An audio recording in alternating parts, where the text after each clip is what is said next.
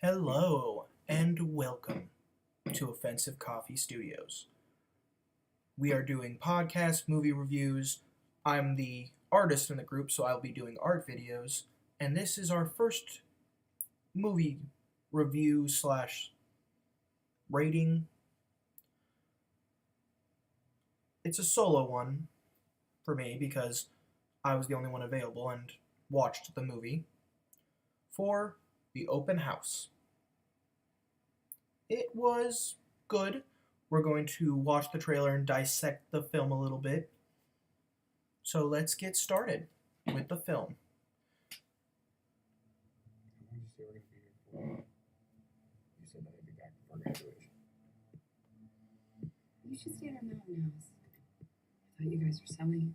I just have to leave for a bit on Sundays for open houses. This movie was... It's good to see some new faces. I'm going to pause it real quick. This movie was okay. And I think that is one of the biggest problems. Is that it's just okay. It's not the best horror movie I've seen. It's not the worst. Because I've seen Jason X. That was awful. That was just a slasher movie in space with sci-fi. I like to forget about that. But we have seen worse horror movies than this. But we've seen better. And Everybody knows everybody in these small towns, huh? Netflix has usually done really well with horror movies. And I think the problem I had with the movie personally is these two. The son, because I can't remember their names. That is one of the biggest flaws, is the main characters are unmemorable. We only know that the son likes to run, and he has glasses. And they both just can't get over the death of the father. I understand it was tragic, but it's not really explored in the film, except for one scene with the son, where he's walking into the basement, and he sees his dead father. And it was a dream. And, like, the son's having sleeping problems, and you think he's paranoid, but you as the audience member know that the man is in the house. They give big hints that he is in the house. And that is a problem. Because either the characters need to know or the audience needs to know. And only we know, which is usually a good thing. But in this one, you can't fool us with the whole, he might be crazy, she might be blah, blah. Because it's very obvious that someone stayed in the house. Obvious. You see the feet in the beginning. And, like, this entire town, or at least these two people, Never leaves. act so creepy that you're like, oh, it seems like the movie wants you to think it's one of them. It's not. Let it continue for a little bit.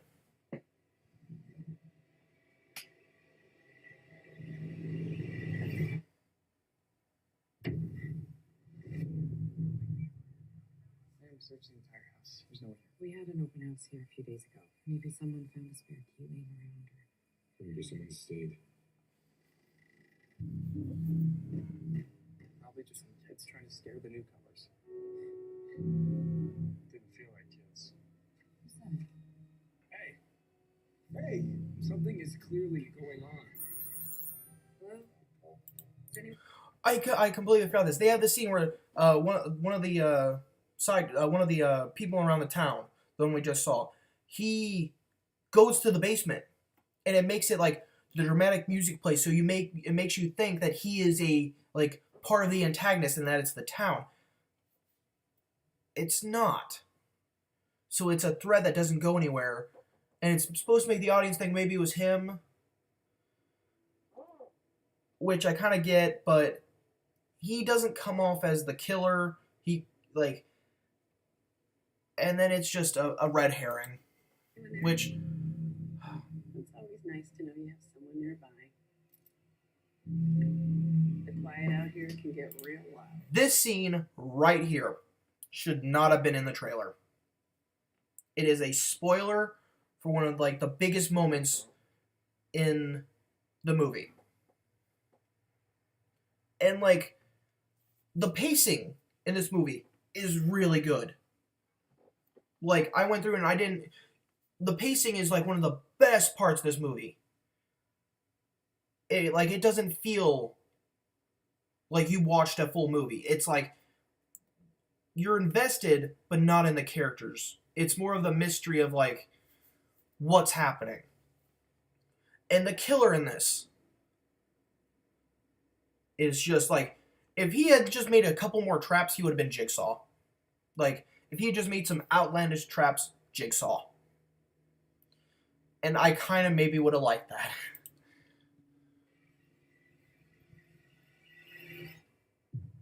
Right there. Like,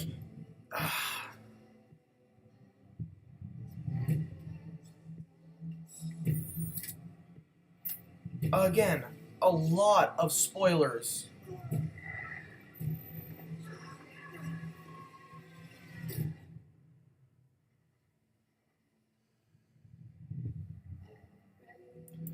And that's the end of the trailer. The ending. So, I've pretty much been spoiling the entire movie anyway. This is the ending spoiler. Damn it, my phone. Like, the mom wakes, like, that scene where she, like, the guy comes out of the bed.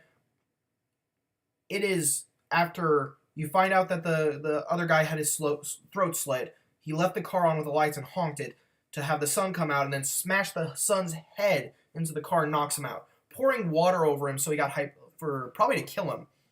But, like, he is, like, then walks into the house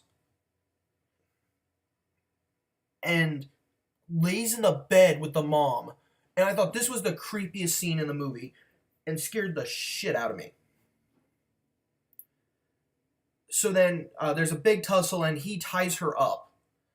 And, starts breaking her fingers one after another. Oh, that right there was just,